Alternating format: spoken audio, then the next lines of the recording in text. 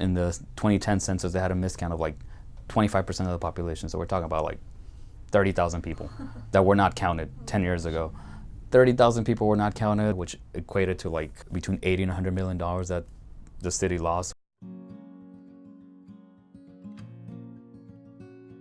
We're here, whether you have papers or not, you're here and you should be counted because you're working, you're living here.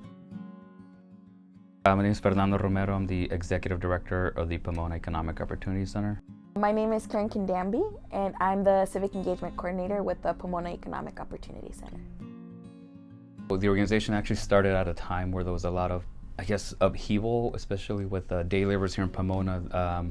The catalyst was an ordinance that was passed by the city of Pomona that basically made it unlawful or illegal for workers to stand on street corners or to stand in front of hardware supply stores. The city said, okay, we're still gonna make it unlawful or illegal for workers to stand in street corners, but we're gonna set up the center, we're gonna fund it, and the workers will have a place where they can go get jobs, be protected from, not just be protected from like the sun or the rain, but also be protected from like their wages being stolen, be protected from like getting cited and arrested. Our workers are already marginalized, and the census is the ultimate way for us to make ourselves be counted and to let the government know that we're here. The census itself is really used as a measuring tool for the federal government to say, hey, how much money are we going to allocate to the state? And so here in California, that has huge impacts in terms of healthcare, in terms of school, in terms of infrastructure. Some of the other things is representation. So census impacts, how many House of Representatives we have out in DC that are going to be advocating on our behalf as a state. We're seen but not seen. They don't want us to be counted except when they're exploiting our labor. You see those folks out in not just day labor corners or household workers, but they're the people that are, they're cleaning your house. There's the people, cooking your food in the back, and you stay at a fancy hotel, and it's going to be, most likely an immigrant cleaning your hotel rooms. I mean, we all do. We like to complain, like there's a pothole in front of my apartment.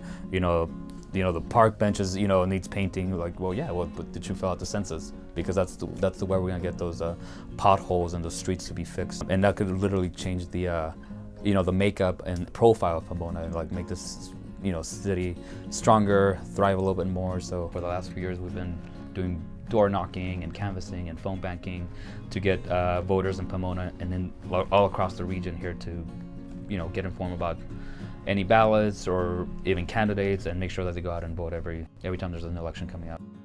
In 2010, a lot of families didn't count their children, and unfortunately the impact of that is decade long. We lost a lot of resources both locally and countywide. We're seeing the effects of folks being distrustful of the government and not knowing how that information will be used, and questioning what does safety mean, because as we know, a lot of the actions that have been taken in this last presidency have been unprecedented. I want my family to be counted.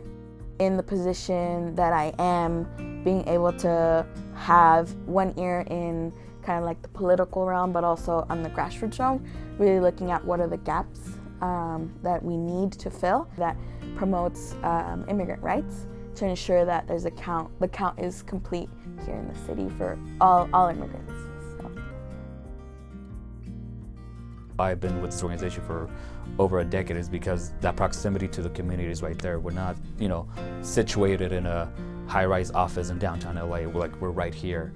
And I think just seeing the workers and engaging and breaking bread with them, Monday through Saturday, 9 to 5 p.m. every day, like that's the kind of stuff that really is rewarding. And I think about it, like I know it's stressful and my hair's going gray, but I think about it like 30, 40 years from now when I'm like retired, I'm gonna think about these 10, 11 years as like probably the best days of my life, because it's been rewarding, and I'm gonna remember a lot of these people for a really long time.